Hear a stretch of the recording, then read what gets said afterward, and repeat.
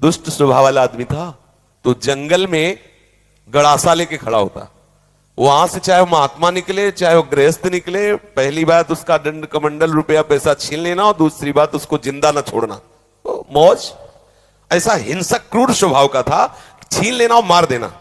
बहुत ध्यान से सुनना, ऐसा ही करता।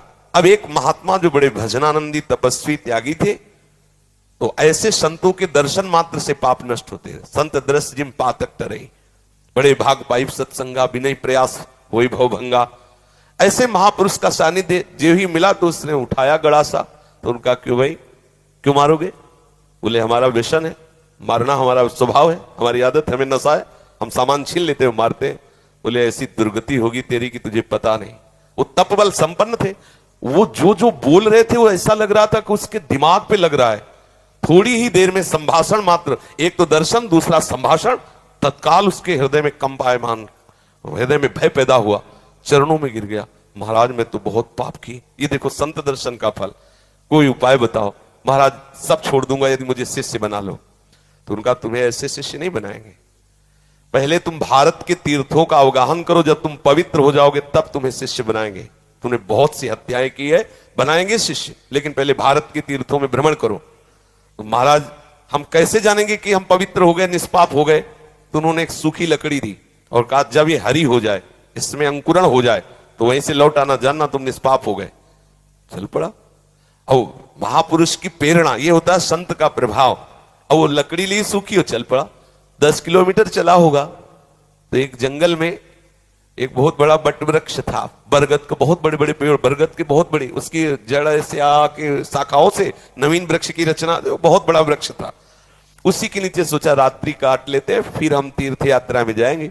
उसी के नीचे तो 4 बदमाश ऊपर चढ़े हुए थे, चोर, और वो समीप वाले गांव में चारों तरफ से आग लगाने का प्लान बना रहे थे कि तुम दक्षिण की तरफ से आग लगाना, तुम उत्तर की तरफ से आग लगाना, और फिर जो निकलेगा उनको मारेंगे, ऐसा ऐसा।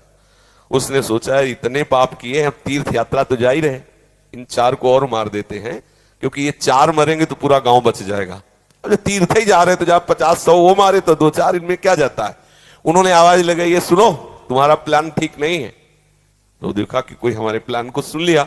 तो उनका देखो हम तुम्हारे गुरु हैं इस बात के, जीवन हो गया गड़ासा चलाते हुए, मुझे पता है तुम फंस जाओगे, नीचे उतरो।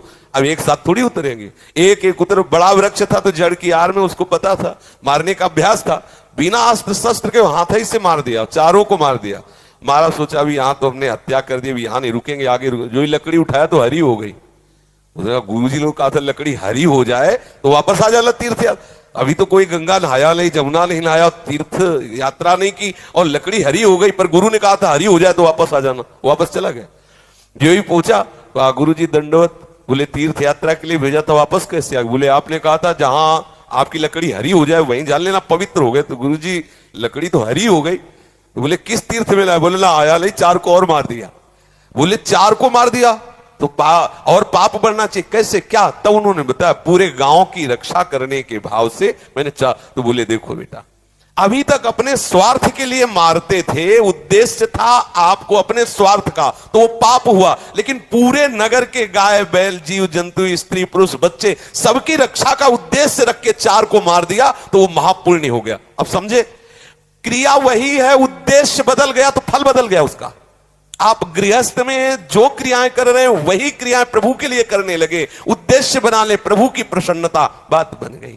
सर्वधर्मान परित्यज्य मामेकं शरणं व्रज अहम त्वां सर्व पापेभ्यो मोक्षयिष्यामि मा शुचा। तू चिंता मत कर कि धर्म त्याग का पाप लगेगा, मैं तुझे निष्पाप कर दूंगा, लेकिन तू मेरे चरणों का आश्रय ले ले। हर धर्मों की पूर्ति भगवत प्राप्ति से होती है, और प्रभु के चरणारविंद का आश्रय लेना परम धर्म है। जो धर्म कर्म प्रभु की प्राप्ति में बाधा पहुंचावे तजिएता है कोटि वैरिशम, उसे करोड़ों दुश्मन के समान त्याग देना चाहिए। जैसे तजो पिता प्रहलाद, विभीषण बंधु, भरत महतारी, गुरुबलि तजो, कंत ब्रज बनितन, बोले भेमुद मंगलकारी। इसलिए अपने जीवन का लक्ष्य प्रभु प्राप्ति बनाने वाले के लिए हर धर्म भगवत प्रसन्नता के लिए किया जाए, वही हो गया भगवत प्राप्ति का हेतु। समझ रहे?